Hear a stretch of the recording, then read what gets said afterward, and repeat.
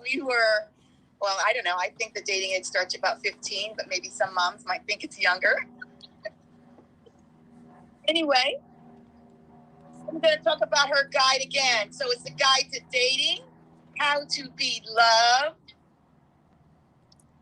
Oh my God. Adored. How to be loved, adored, and cherished. Right? Everybody wants to be adored and cherished. So, as the last resort coach, last resort to love. What you should be telling people? What's the key? What's the key to not using the last resort coach? Gosh. What would that be? I will tell you. I'm trying to live stream at the same times on another device, and I'm doing this. So it's like, sorry guys, hey, thanks for hanging in there. And you can't hear half, but this is as tech as we can get to today. So I really appreciate everybody's patience, but it's going to be great. So I want to start my talk today with showing you it's a show and tell day. It's not just talking at you today. Um, uh, some of you may have seen my Facebook post. I was woken up at 3 o'clock this morning.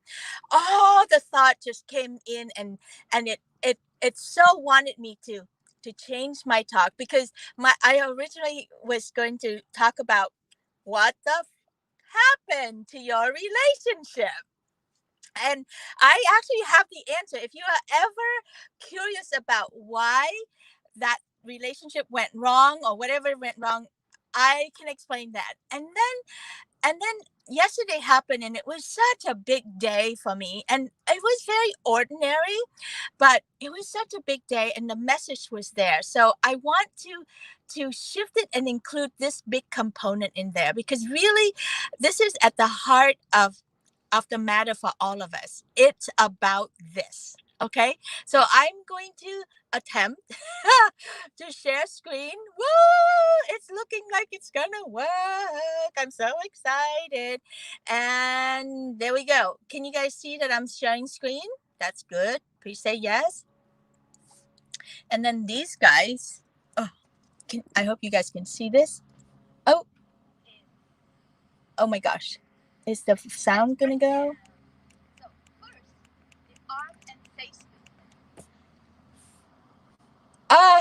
So I'll just talk it through.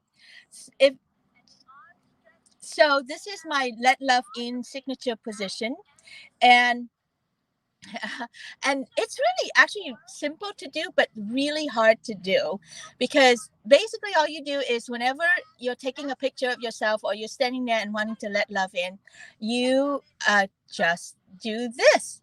Uh, it's a full-on body, as Wilda would say, it's a mudra, a body mudra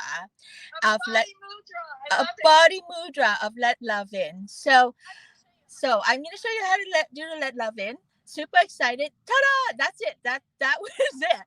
So, but here's how we break it down. And your arms are straight up, face looking up, not being afraid of asking for love or receiving love. So you're in alignment, and then your heart up, or titty up as I like to call it, because you're fully open in your heart. And then last but not least, you have a little kick of your legs, so that letting love in is fun, right? Super fun. And so that's what it is, let love in. And my sweetheart has spent 2 days last minute cramming it to make this for me. It's super technical and all this stuff, and this is as best as we can show you. Anyhow, and this is part of my message is I will make it all come together. So hang in there. And so these are ways not to do it. You know, if you're going to ask for love, you have to go all in and stretch yourself into it. All right. So this is the final product that we wanted to do for you. But while we were out in the beach and having fun, this is Keith doing it. I don't know if you can see. It's a little small, but so he's like, "What? I have to do let love in? Okay, this." And then his knee hurts, and it's awkward. Can you see that? And then I don't see that his knee hurts. I see that he's doing a great job. yes, he's doing a great job, but you can see how like he's feeling really uncomfortable, and it's like, is that am I doing this right? And he's so adorable, and he's such a willing participant. And you've seen me do this 1,000 times around the world, actually. And then for him to have to do it himself, he's falling over and all this stuff. And I had so much compassion for him as he did this. So now let me stop sharing and I'll come back to us. Stop sharing, coming back to us. I hope it's making sense out there for my streaming land out there on Facebook and YouTube. Thank you for your thumbs up. And so let me explain what happened there. So yesterday was such a powerful day for me because a series of events happened. It all will tie together. My mother had hurt her knee. My single mother, recently single mom, she's 85 years old. My dad passed away last year. And so my mom has been living by herself. So Keith and I spent as much time as possible with her when we're not out in our van driving around and seeing the world. And she was so brave. So she took the bus to be independent. For the first time, she had to take the bus because my dad used to drive her around everywhere. So she took the bus to church and she stepped off the bus and her knee completely buckled under her. 85 years old, the knee decided to give up, right? So she's been nursing it for a month now. And she's been looking to go to chiropractors to help her readjust it.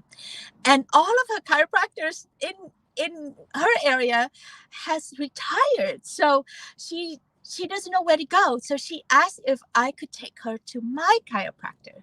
I said, sure, of course. But my chiropractor is an hour away from where she lives.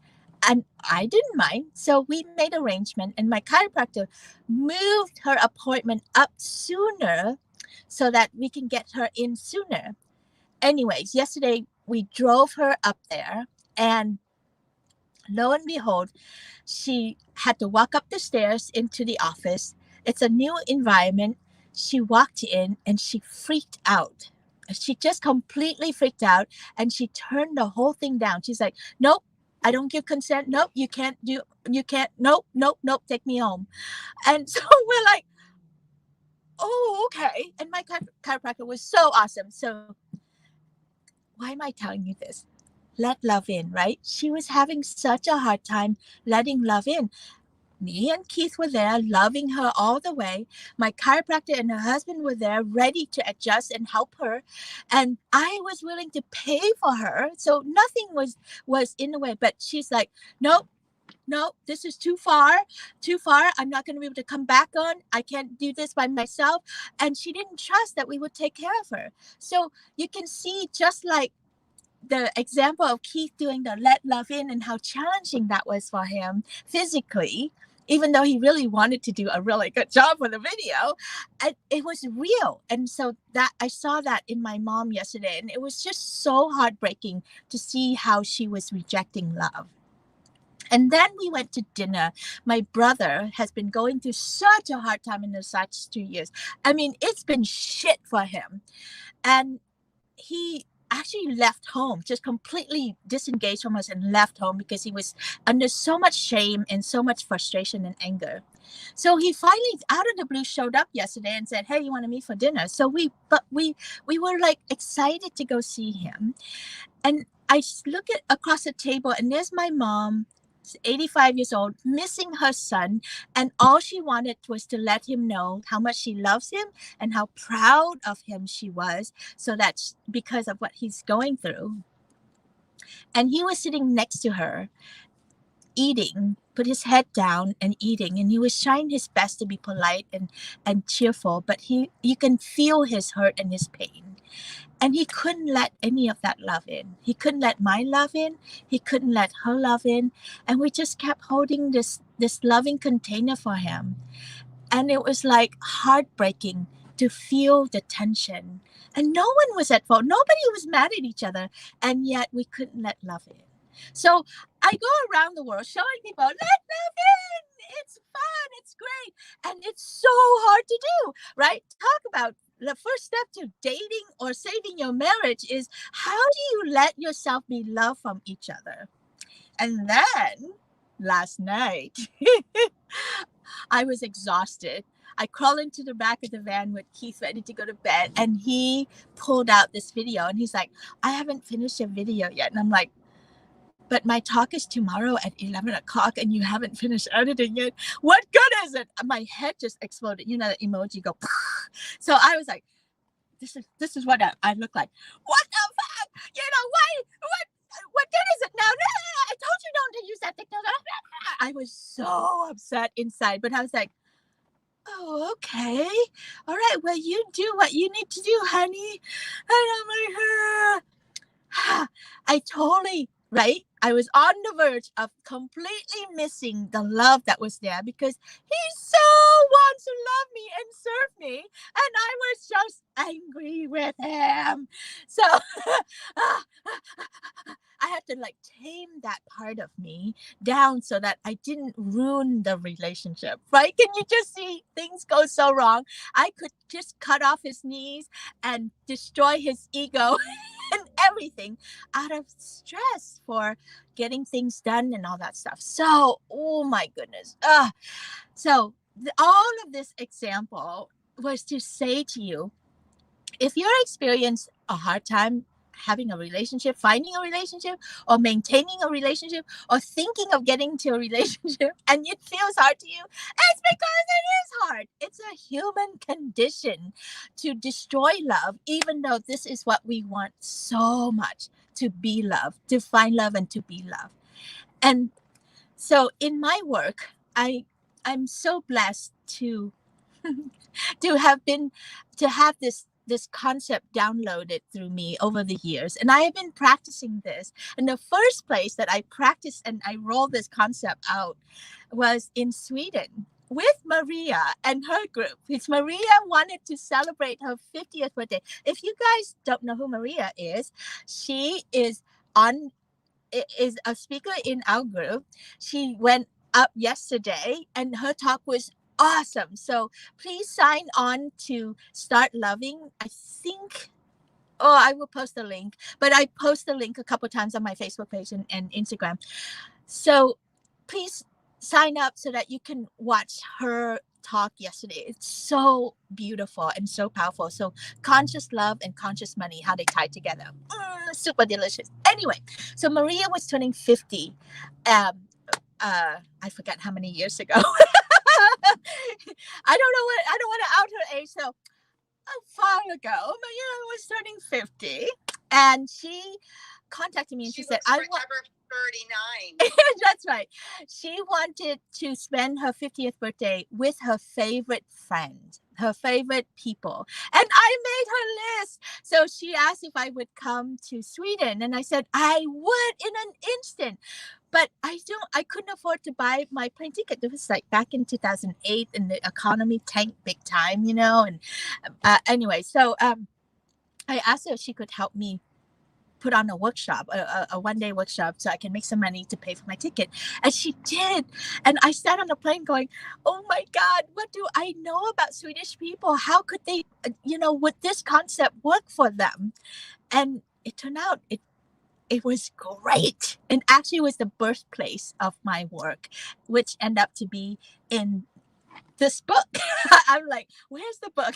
The Divorce Mom. For those of you on my live stream, it's the Divorce Mom's Guide to Dating, and it's on Amazon. It's the bestseller list. It's on the bestseller list. Anyway, so the concept is this.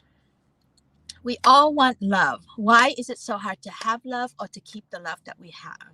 And how come the love always start out really beautiful in the beginning, and then it died in the middle, and then it sucked, and then you end up in a divorce that never ends, and then you hate each other, and some people end up killing each other and killing themselves. How does that happen? And it's been happening over years after years, decades after decades, and we keep repeating the same old. I feel like we're all like, or in the old day where they sacrifice people and push them over the edge into the fire pit down below, like, I'm signing up for love and marriage. And then we get on this path, and then you just get there and you go, okay, I love you, into the firing pits, and then you're dead.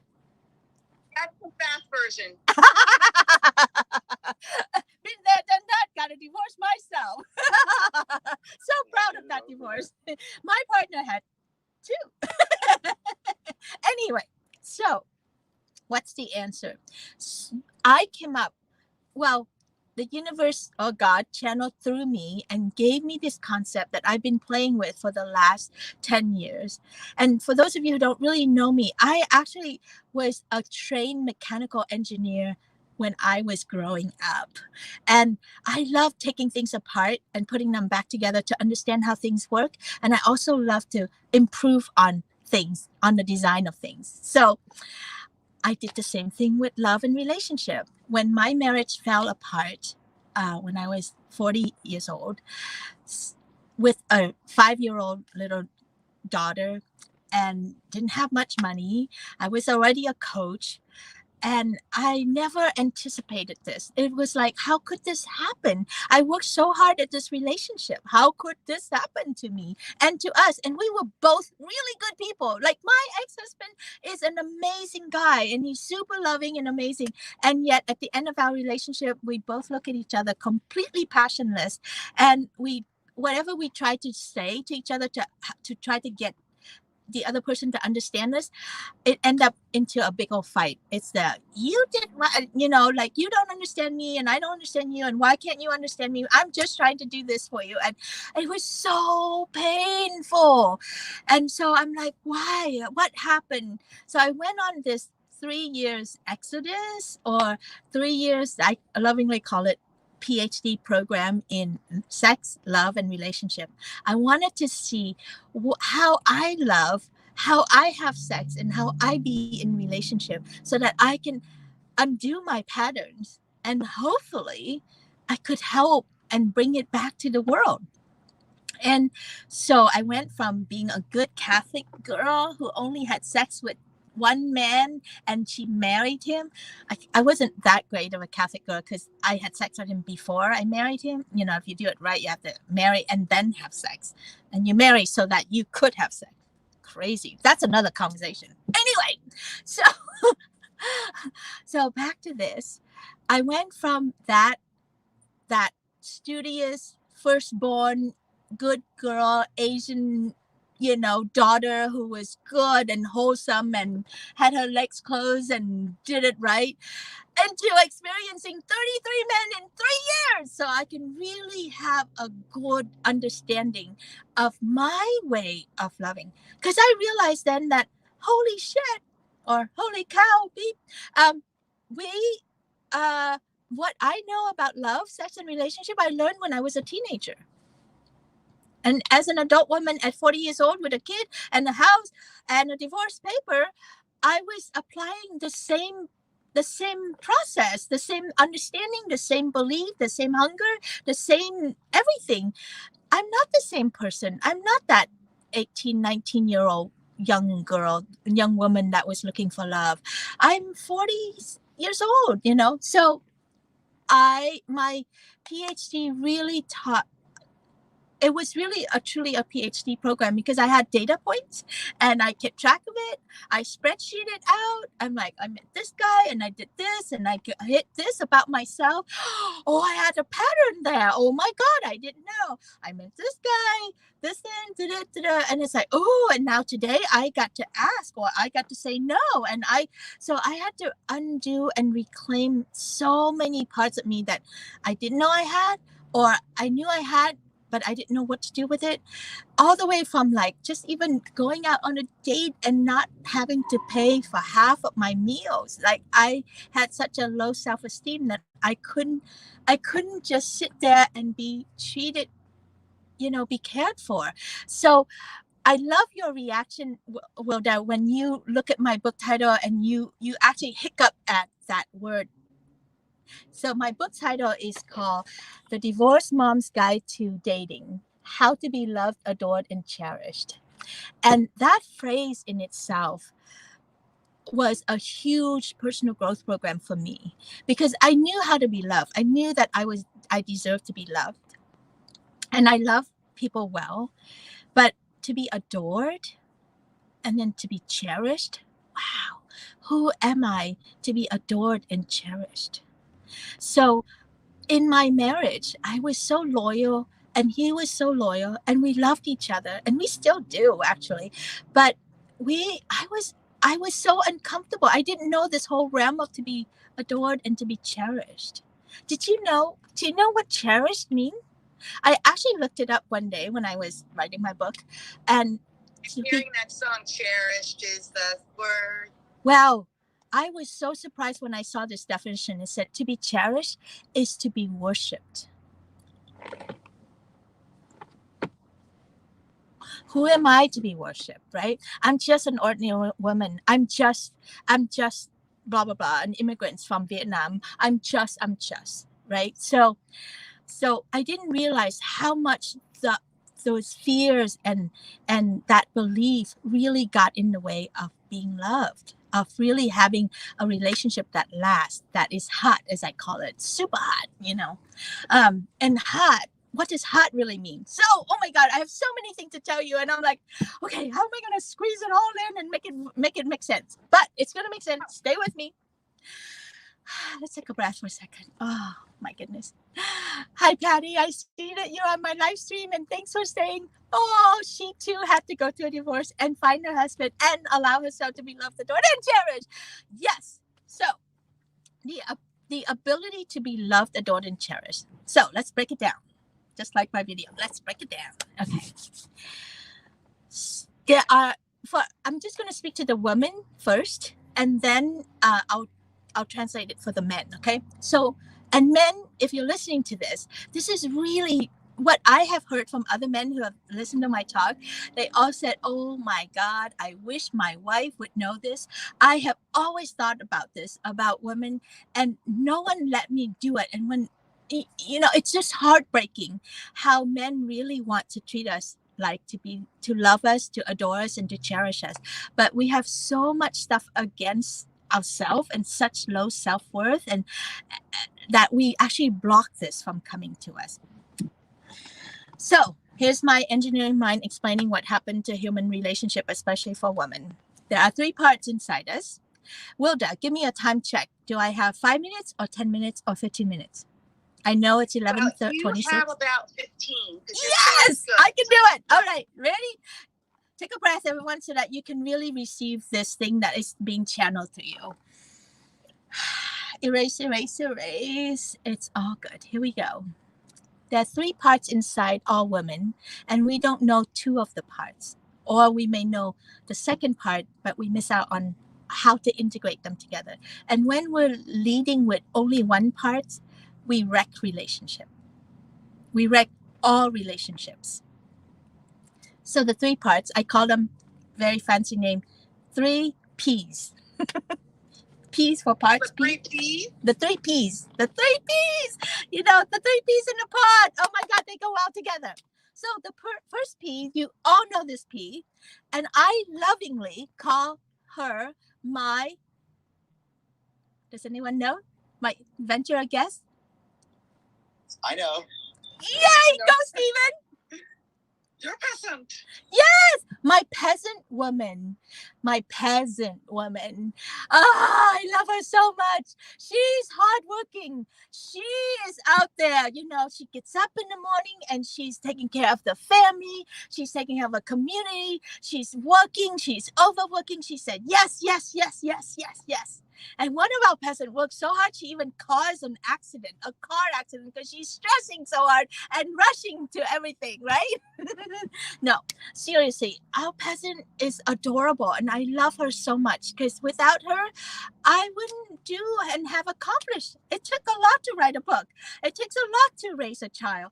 Without the peasant woman, things don't get cooked, projects don't get done, house doesn't get clean, because our peasant woman does all of that, right? Who here can relate to your peasant woman? Who has a peasant woman? Ta-da! She's strong, right? You know that poster of Rosie the Riveter? talk about a peasant woman, right? Super strong. She can do everything. She can raise a kid, build, go to work at the manufacturing plant to help the war, and come home and take care of everything. And that peasant woman inside us is, she's so innocent. All she wants is to be loved back. She just thinks that if works hard enough, people will recognize her and will love her and will treat her well. But what happened to the peasant woman in life, really? She gets stepped on. She gets neglected. She gets piled on with more work. She carries everybody. She's exhausted. She grows old faster than she needs to. And then her husband cheats on her. Her children are disrespecting her because she spoiled them all these years. And now they treat her like carpets that they walk on. And at work, people overlook her because she's not impressive, and they promote someone else, and so on and so forth. These are the stories of peasant women around the world that I have come across, that just is heartbreaking what they have tolerated. The peasant women have terrible sex. She's so busy thinking, working, she doesn't have time for sex. And if she has sex, she's like, hurry up, let's get it done, let's move on, I don't have time for that. Or she takes it, and then she gets raped, she gets abused, she gets assaulted because she doesn't have voice to speak what she wants. She doesn't have the right, because she looks around and she's like, am I allowed to? Is that good enough? Oh, that's for someone else. I mean, like, can you guys relate to this part of us that we all have to somehow encounter and live with her? And boy, when the peasant woman is stressed over a project, she's almost impossible to be around because she's like tense and angry and upset and caring. She's actually making it really hard for people to love her. And if you come to her and said, honey, let me help you, what does the peasant woman tend to say?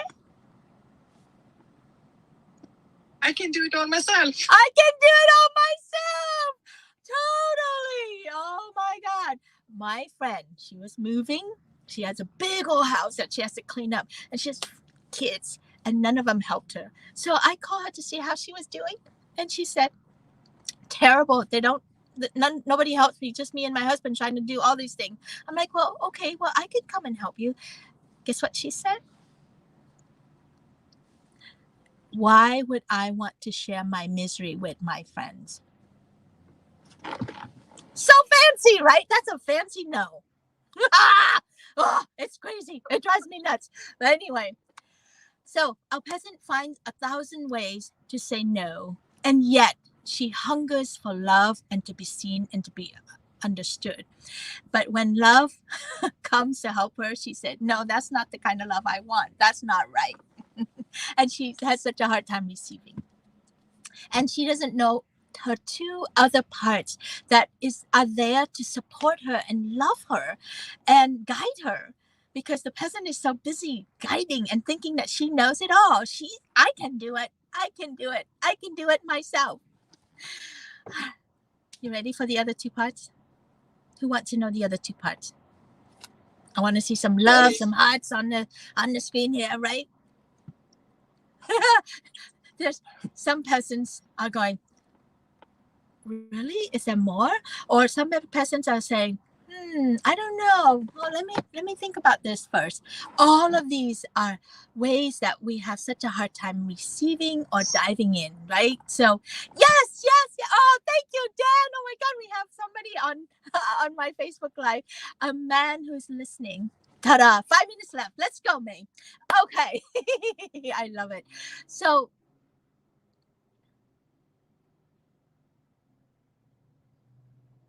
we have an echo in my ears. So somebody, can you mute yourself so I'm not going crazy? Thank you so much. Okay. All right. Here are the two parts. And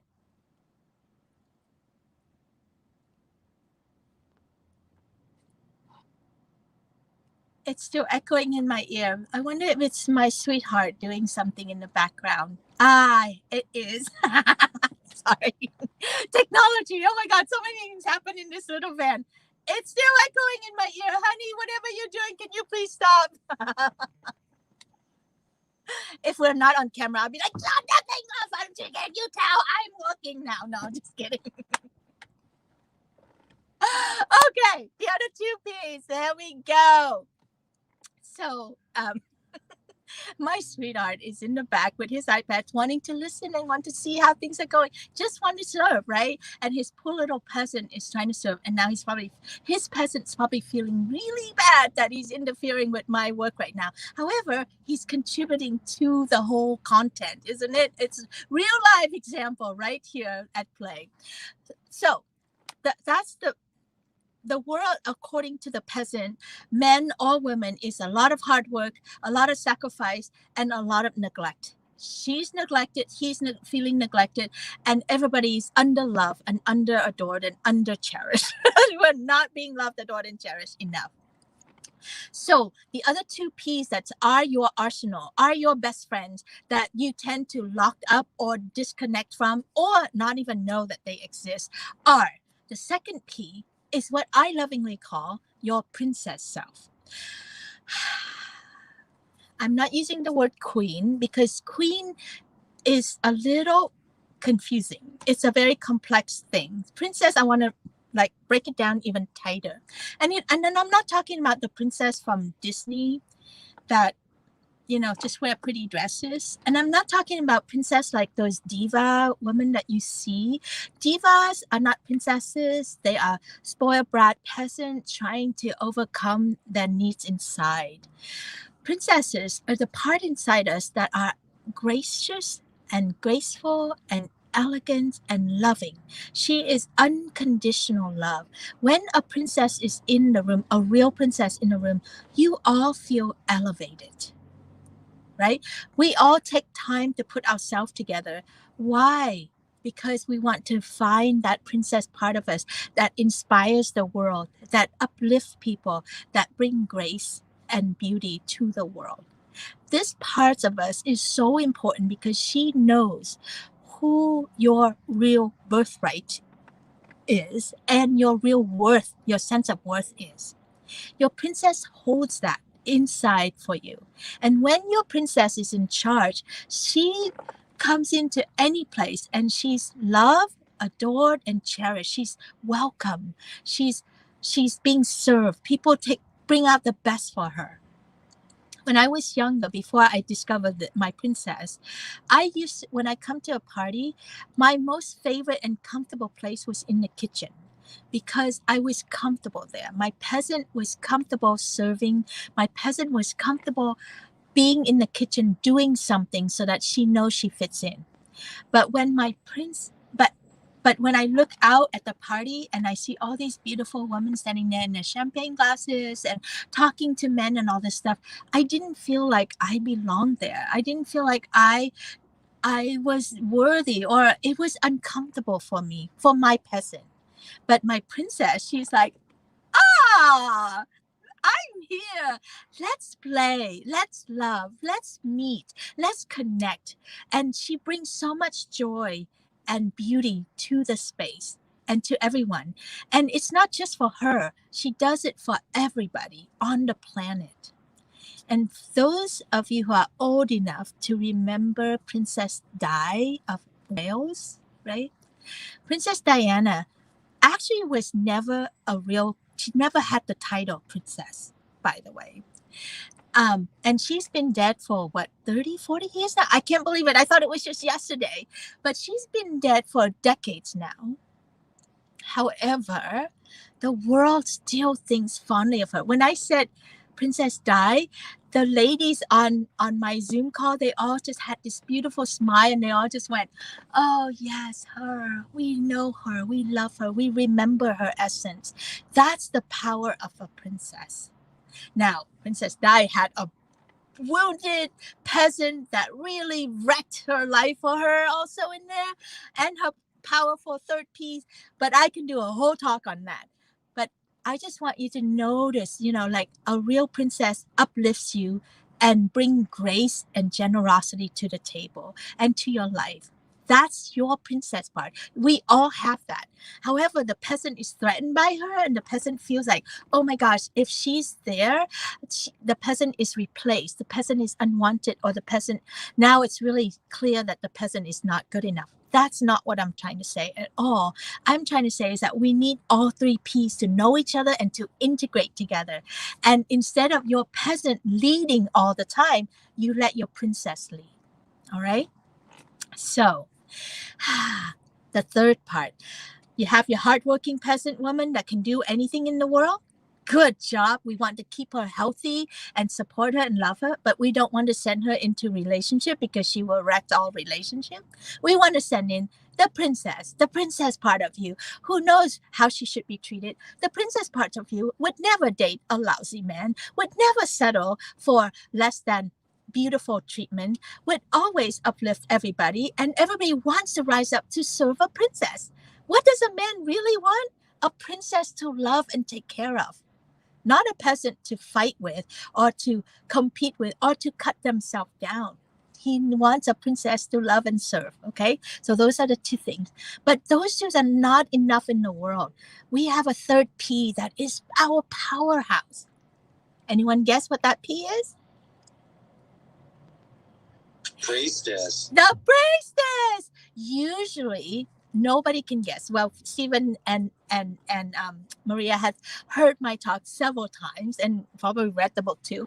Anyway, so they know. But the priestess, our priestess, is so unknown to us. Most of us women, well, around the world, really, when they hear the word priestess, first they can't even say it, or they don't know who she is, and those of us who know who she is are so busy being a priestess that they didn't heal their peasant and they don't know their princess. And that doesn't work either. So let me just break it down on the priestess. The priestess is your power. This is your purpose in life. This is why you're here on this planet Earth. We're not here just to have children. We're not here just to go to work and die. We're here because we have a purpose, a reason to be. Having children, doing things that we do are just parts of who we are. But we are here to change humanity. We are here because we have a cause. We are here because we are powerful. And we are an equal part of society, baby. Hell yeah. Unfortunately, what we normally have is a hardworking peasant and a priestess. So what happened is that this peasant has a great calling. She hears a calling from the priestess. So she follows it, and then all she brings is hard work. She doesn't have the princess there to help her. The princess makes everything magic and easier, right? So the princess call in other people to serve, make it exciting for people to serve her. So you need all three P's to work together and keep each other safe. And sometimes you need the peasant come in. Like if you need to clean the bathroom, send in your peasant. She's awesome at that. Don't send in your princess. Don't send in your priestess. You know, the priestess sitting there going, oh, the higher meaning of cleaning this bathroom is not really helpful right now. Right? But when you are going into a meeting, when you are going into a date, when you are running something, lead with your princess. Let her come in first. She's vulnerable. She's accessible. She makes life fun and joyful for everyone. And then bring in your priestess with her wisdom. Allow your priestess to speak through you the way she speaks to you. And then the peasant just come on behind them and said, what can I do? What can I do to make this work? That's the short version of this. It's a lot more than this. However, I have enough this much time, so you got it. I will stop right here and bring in. So I got a question. Wilda has a question, and I'm going to repeat your question so that my live stream people can hear. Okay, keep going. So tell us, why do we need to wait? Because you're the last resort coach. So what does that actually mean? The last resort coach. What I, after 25 years of doing this work and traveling around the world, teaching people about the three P's and how to integrate them and talk to them, what I noticed is that the women peasants are very stubborn around the world. They're like, they hear it and they're like taking notes. and they're going to go home and figure it out themselves. Because what is the peasant's number one life philosophy? I have to figure out myself. I can do it myself. So they collect all these self-help books, and they buy in all the online things to learn, but they get too busy and they don't learn it. They read books, but it gets all confusing here. But they keep trying to they try to figure it out themselves. So what I notice is that the women who actually finally surrender to working with me are the one that says, "Okay, May, I'm so done. I'm so done with trying.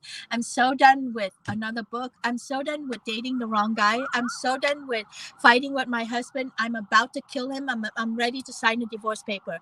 You're my last resort. I'm not going to even try to find this." So for those of you who like are still in the fighting mode and need to figure it out yourself, by all means, go on Amazon, get my book, read it, message me, let me know how it goes. Leave me a review even. Great. I hope it serves you. And for those of you who are really done, like so done, so fucking done, so done, then So done, right? so done. Then my gift would mean a lot to you. I have a gift. Should I just do that now or should I do it later? Yes. So in this conference that I'm in, Start Loving, it's a 4 days conference, 3 days conference. In Tuesday. It ends on Tuesday, and please sign up for it. It's bit.ly/Start Loving. I will put it in all my stuff. Please sign up for it so that you can hear me and Maria and other women here. We have so much goodies here for you. It's there for you. And check your peasant, because peasant could go to, well, no, I don't have time for that, or like the fancy way of like not receiving, right? So please say yes and just sign up for it. And if you are so done and you really want some solution or some answer to your situation, the best gift that I could give you is sometimes one-on-one with me. So I have my calendar. I am gifting you 30 minutes directly to talk with me. You can get right on my calendar. And for those of you who are not done, enjoy the book. Go get it on Amazon. It would be so awesome for you. And it will help you with loving, dating, any kind of relationship that you're involved in, from work to the bedroom. Okay? Sounds great. So thank you so much, Patty. You are such a loyal fan. They should buy the book first. What was that? Buy the book first and then do the 30 minutes. I'm sorry, say that again? I'm thinking they should buy that book and then call you or register with you and do the 30 minutes. Actually, how you overcome peasant resistance, because the peasant's like, oh, I forget.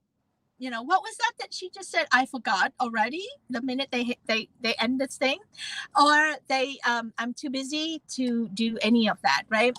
So if you want to bypass your peasant's traps, sign up for 30 minutes with me first, and then while you wait for us to talk, get the book, and then in 2 days you have the book in your hands. You can read it, and then you can come to the call.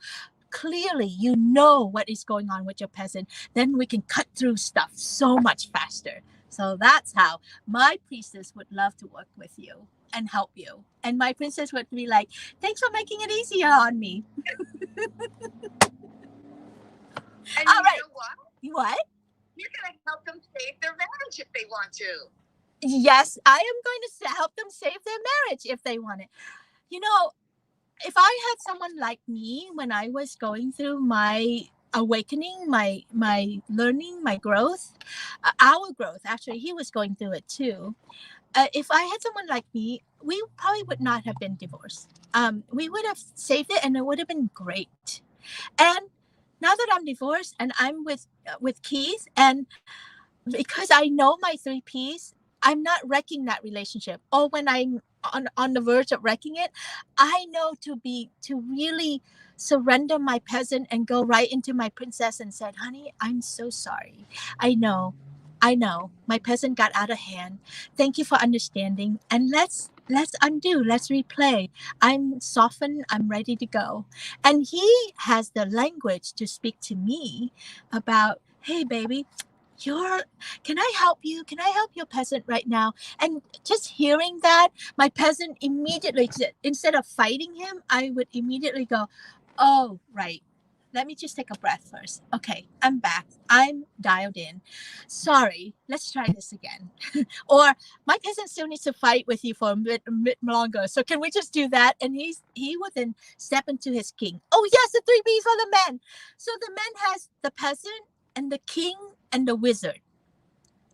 Because priest doesn't using the three P's on men doesn't work. So the king brings out us women. The king brings the peasant into our princess, right? Because when you're stressed out, and a strong man showed up and said, "I got you, honey. Let me take care of that for you. You go and beautiful yourself up, and I will take care of this." That's like orgasm to peasant brain, right? It's like that's the hardest thing that you can say to any hardworking woman is, "I got you. I'm take care of this. You go take care of yourself." Immediately we can breathe and rise into our princess and say, "Thank you. That's awesome." However, there are entrenched women out there who are entrenched in their peasant self. When you say that to them, they say, "Let me hear it. No, thanks. I can do it myself." Don't ever do that again. Oh my God, oh my God, oh my God. Please don't ever do that again. Other questions? Oh my God. All right, I'm going to stop you right there. Yes. Because that is why they need to get your book. That's why they need to call you for their register for the 30 minutes. We have a couple people, I'm sure, that want to ask a couple questions. I would love to ask you a question. Wilda said that that's why you guys should get my book, The Divorced Mom's Guide to Dating. Sorry. They're like, bridge the gap. Yes, Maria, go ahead. Yeah, I would love. Yeah, it's wonderful to be reminded, and also seeing how you are really living your 3 Ps, May, and it's a good reminder. And I'm actually curious, in what way is it important when women work with themselves and learning this, that also their partner getting the same understanding, so they have a shared common language, because there is something helpful in that, which I've seen. Yes, the shared common language. Concept, right? Yes, I have to tell you, I have been really blown away at how this concept resonates with men. It makes life so much simpler for them, and it's very intuitive for men. I have had big sturdy guy who's like, I'm like, oh my God, he's just not gonna like, and he's like, oh, thank you so much for teaching my wife this. Now I can save our marriage with her. It's so nice. Oh my God, it's amazing. And so men doesn't need a lot to do about this.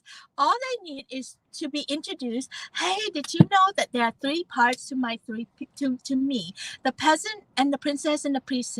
And the peasant is the hardworking part of me. And immediately the guy goes, oh, I know her.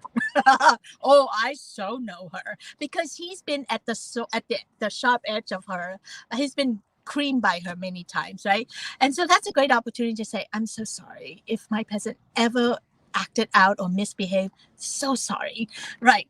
And then you say, and then there's this princess part of me.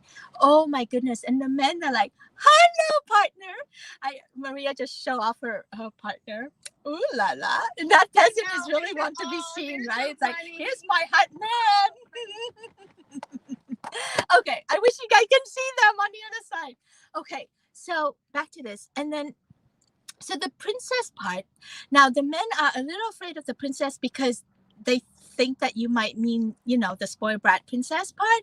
But when you explain it, no, it's the part of me that love easily, that surrender easily, that is vulnerable, that look at you and go, I adore you. You're the best thing on planet Earth to me. Thank you so much for being in my life. Which man doesn't like that? They're like, oh yeah, baby, I'm here for you. That's all I've ever wanted for you. That's all that men ever want. is to be your king and to serve you, protect you, and to love you. It's that simple, but we make it really hard. Our peasants make it really hard. I'm not dissing on the peasant. I love my peasant, and she's just misguided, and she lives in fear. She lives in she lives in petrifying fear. I mean, in the beginning, my mom's story, she lives in fear. Like she was so afraid of new situations. She was so afraid that even if this doctor was helping her, that she can't come back. So she turned it down, right? So our peasant lives in fear and lives in hurt. She's been wounded so many times since childhood. So that's what makes it hard for her to trust. Oh, that makes me think of the word hot. Hot, hot, hot. I have to just add this in. What does hot stand for? Hot stand for healed, open, and trust. Healed, like healing our peasant, all the wounds in the past. That's 90% of my work when I work with women, is to help them heal what hurt them in the past. And then to open their heart so that they can receive love. That's the hardest part for women, is to open and receive love. Men too, by the way. And then T is trust. Trusting themselves and trusting the universe. Trust that they can have what they want. When you have heal, open, and trust, life is just hot. Hot and easy, baby. Hot and easy. That's how we like it.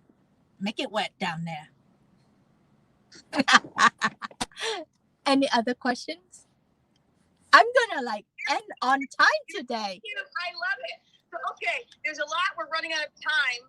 No, I'm early. I still have 5 minutes, so quit cutting me short. Everybody, I love that question, Maria. Thank you so much for asking. I wanted to know if Pam wanted to ask or if Roz wanted to ask a question.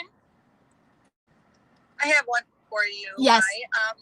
So with my situation, I have been divorced and single mom forever. So what are your tips for me to getting back into the dating world? Yeah, this is the question that you asked yesterday, and I was improving myself, my yes, confidence, my self-esteem. yes. I'm a health coach now. I've lost weight. I'm very positive, so I feel like I'm ready. Yes. I know I'm ready. Yes. But what's the best tips for me to go find my guy? I got you, baby. I got you. I'm so glad that you came back, because she was here yesterday and she asked Maria this question, and Maria gave a great answer. But I also have an answer, so I'm like, please come back and ask the same question. So the question is, I'm a divorced mom. I have raised my children, and now I'm ready to date again. I think I've healed a lot of myself, and I'm ready. So what's your tips for me in dating and finding my guy? So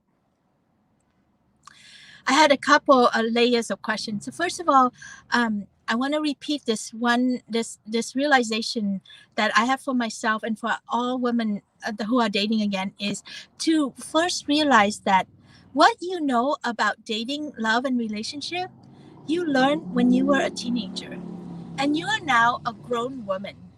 You have gone through so much. So it's time for you to define your own ways of loving, in being in relationship, and having sex.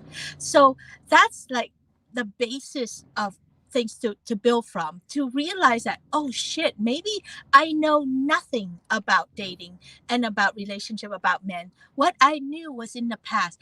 I get to create anew. I get to define my own, what I want, what's important to me next, right? Because when I was going through it and looking for myself, I realized that a lot of what I think about sex, love, and relationship was handed down by my mother.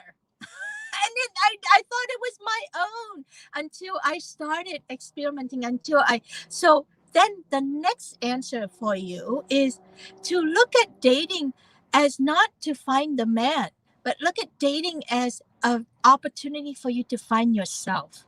So with each engagement that you go out there, you are going to find something about yourself, whether what you like, what you're afraid of, what restriction you have. So if you see of it as, if you give dating, I would say at least 2 years, experiment. The first year, you're like barely getting out there, all the awkwardness. So with each awkwardness, with each fear that you have in dating, there's something about you that is wanting you to heal, wanting you to notice so that you can heal her, so that she can be open to love. So get to know your peasant when it comes to dating and being with men, women, whoever that you're interested in, and date to find yourself. When you really find yourself and are at ease, and you no longer have a hunger for a man to fill your void because you've discovered so much about yourself and you fall madly in love with yourself, that's when you're ready for a relationship. If you get into one sooner than that, you're going to end up repeating some old pattern, which is okay. It's part of the PhD program. It's part of the journey if you needed to go that way. But for me, how I shortcut things for my women is I said, give me 3 years. Here's what it looks like. The first year, first 6 months, we work together so that I can help you heal your peasant. Because your peasant is a mess. You can pretty much guarantee that. All peasants on this planet Earth are a mess and they need healing.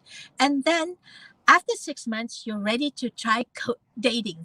I am with you. I'm in the background. I help you understand what happened. I show you what to say even, or what to write in your dating profile so that you bring in the right kind of man. Not, you don't want to start at ground zero because that's way too painful. We are too old for that. We don't have much time. I just want to date and enjoy and discover more about myself. And then give yourself a year of doing that so that you really can get good data points. And then you're ready to decide if you want to engage with one person for a longer period of time. It's easy and painless, honestly. It can be really fun. My time is up. What else, Wilda? Anyone else? Any other question? And painless. Easy and painless. And respectful to your spirit. Oh my God. Respectful to your spirit. Oh, look at this. Dan, a man wrote in. Sorry, Dan. I just have to play with this. Wait. Patty has written every step of the way. See my bias already? Oh my gosh. A man jump in and I'm on it to read to you. And then Patty has been writing and connecting. So Patty said, I gave it 8 years without realizing how much time has passed. I learned so many wonderful things about myself. I love it. Thank you for confirming with me. I prefer 3 years, right? So first year to heal, second year to practice dating. The third year, you consciously sit still. You consciously sit still so that you can find yourself and ready yourself for a permanent or a more permanent relationship. It's a 3-year process. Dan said, I've learned so much from the women I have dated, even the challenges in relationships. I just want to ask you one question, but I just want to make sure everybody else asks a question because I think that we were just talking about this yesterday. Pam and her daughter, who's 20. And so she doesn't, because of the things that are going on with her and her mom and her dad, she wants to make sure she's on the right dating path. And so we were laughing about there's no guy. And so we're trying to figure out what would be a proper guide for young girls that are in their 20s, because I don't know, if this book is proper for a 20-year-old. But there needs to be something that discusses the three P's hierarchies of 3 arches or whatever you want to call them. The 3 P's. Don't change the name. It's the 3 P's. There's no hierarchy in here. They're equal. They're equal with each other. Able to, adapt this for young ladies. Wow. We'll talk about that later because I know that's something that we would be interested in. Later for the youngins. Yeah, my daughter is 20, and she's been listening to me since she since she was in my belly, and so she's been inhaling, and it's in her pores because I don't really I don't impose this on her, but she comes to me with her understanding, and she and I have been doing a series of YouTube conversation because I want to know what's going on for her, and clearly she has an advantage over other young women because she has me as a mom, and I'm an advocate for her to explore herself rather than travel my path. So she There's so much to say about this. This is like such a big topic, right? I know. So we're not going to do that. I just wanted to put it out there. Yes. We're going to talk about that later. And then, Roz, did you have a question? I'm sorry. I wasn't sure if you asked her something. For those who are on my YouTube channel or my Facebook stream, I do have a conversation with my daughter in there. If you can't find it, please just let me know and I'll send you the link. Roz, do you have a question for me? I actually do, yes. Roz has a question for me. I loved what you shared. Your energy's been amazing and the information's been so relevant. And I actually have two questions. Two questions. Why not the priest as opposed to the wizard? I think you answered it, but I went to go and get a glass of water and I missed that. So Okay. I apologize. Why not the priest? And why use the word? What happens if you feel that you've gotten to a level of like being, say, a priestess? Yes. In your understanding, in your level of relationships. Yes. But the person that you're with is still a little more in the kind of Peasant or prince level. Yes. And the relationship isn't meshing because of that. Yes. How does that work? Yes. Okay. So the question is, what for the men? Why don't we use the word priest to describe it? Why use the word wizard? And then for the second question was, see, I can't do if two you're questions. not on the same sort of level, like maybe you got if you're with someone and they're still, that's right. If you're with someone and you're in your priestess and they're not there yet, they're stuck in their peasants, how do you help them bridge that gap? Great question. So first of all, for men, please note that I do not use the term prince because even though it's 3P, don't use prince. Prince is horrible. Prince is not a man who's not there yet, and a prince a Prince Charming takes a lot of work to maintain a Prince Charming. He's all about himself. He's got to look good, go to the gym, all that stuff. Too much ego. Oh my God, no. We don't want a Prince Charming because when a Prince Charming is around, all of us women have to become peasant to make him look good. Oh my God. So you're looking for a king. You're looking for a man who has capacity to give. Thank you. You know what? There's the class just on that. I'm just going to go Yes. there. I'm sorry. I know. We need a class on this. Absolutely. There's a class on that. I thought, oh my God, some of this stuff goes into, I don't want people to get upset by it, but cultures. Yeah. Certain cultures. Yes. You know. So let me answer Ross's questions before you cut me off here. Okay. Because this is such a powerful question. When you're with a partner and you're working to bring in your princess and your priestess, and your partner is stuck in peasant mode, there's a lot of pain there. There's a lot of pain when someone is stuck in peasant. There's a lot of pain there, and that peasant really needs love and understanding and guidance, actually. So when someone is stuck in peasant, that means this person has a deficit of love, attention, and understanding. So the best we can do for them, the most generous thing we can do for them, is going into our princess and love them as is. Love them as is. Pour love unto them. Help them see their beauty, their power, they have a lifetime of deficit that we are helping them uplift. At the same time, we are not going to be a peasant that carry their ego and do all the emotional work for them. So you have to do this from your princess, not from your peasant, right? The peasant comes in and go, oh, I see that let me cook for you, let me clean for you, because clearly you're not capable of doing it for yourself. And May said, I should do it for you. Don't blame it on me. They say they want it, but right. The princess is more like you sit in your beauty and grace and you let them know, I see you. I see so much brilliance out of you. I see you settle for less. Let me help you find that. Who are you? In conversation, in guiding them with love and making sure that they are receiving. If they don't, get to talk to them about that. Hey, I noticed that you didn't receive my love just now. and you're busy shuffling it off. So it takes a little time, Oh, you I know, love that. at least a year of investing in them so that they can trust this, because peasants are like a wounded dog, you know, they've been beaten so many times, they have a hard time trusting. So it takes a little love of that. And you, it's even more important for you to guide your life in princess. What that means is you then, your peasant also has a deficit, which is you're with a man who is not fully capable of meeting you. So your peasant is also hurt. Your peasant needs to cry that sad story to somebody who understands that. And preferably it would be to your princess. But since we're all kind of not strong in our princess, so we shush our peasant. We're like, oh, but you know, he's not that bad. At least he takes the trash out every night. So in some way we shush the princess, the peasant.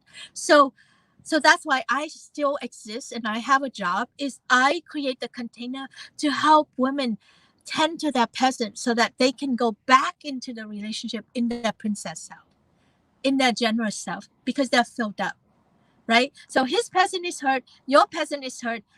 There's no finding each other from that place. It's too hard.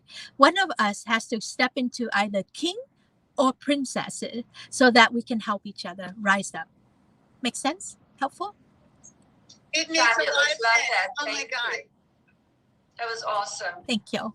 Yeah. Oh my The God. book's gonna be This is why I available love for your doing my own collections and audiobook 2-day and event non-reader. so that I can really go deep into these questions and these training. I'll get to that. I used to, and then COVID happened, and my peasant just go, ah. All right. Is that enough for today? What are the next steps? Follow me on Bold Brave Woman on Instagram, or connect with me on Facebook. Be my friend. And come to my future talk. Get my book.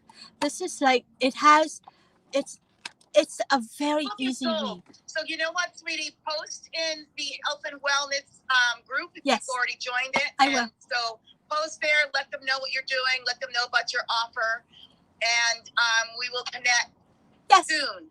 Yes. And the replays will be up. I'm getting ready to talk to. Anyway, we could talk that offline. Okay. I want to thank you, May. It was very nice to see you here. It was very nice to understand your program. I want to thank Stephen for introducing us. Thank you. Your energy was great. We love high energy people. I do. And you have some great information and great knowledge. So anyway, everybody, peace out. It has been a nice opening today. Thank you, Miss Roz. You know we love you. All right, I'm going to speak to my fans and my watcher on YouTube and FaceTime. Thank you so much for putting up with the technology and the little glitch, because I'm trying to stream on both sides, this camera and that camera. And thanks for sticking around all the way to this time. I really appreciate it. Thank you, Dan, so much for being here and supporting me and making comments too. I really appreciate that. Yeah, so just in case you don't know my offer, like I said, you know, the best thing I can give to anybody is some time with me. 15 minutes or 30 minutes could change your life. I'm serious about that.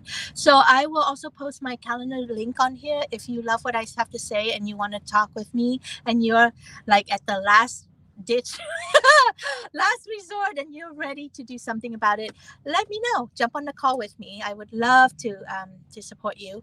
What else? Oh, and my book is on Amazon. You can look up my name, Mai Vu, 5 letters. It's a lot easier.